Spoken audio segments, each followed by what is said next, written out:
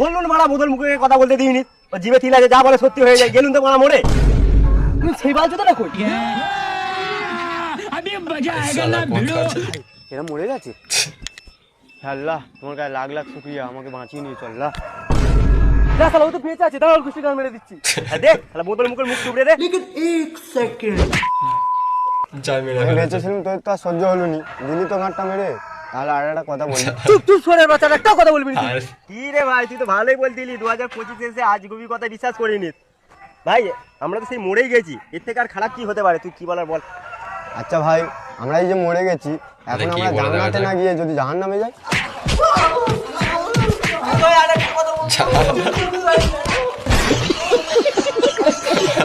ভিডিওটা ভালো লাগলে একটা লাইক করে অপরকে দেখার সুযোগ করে দেন।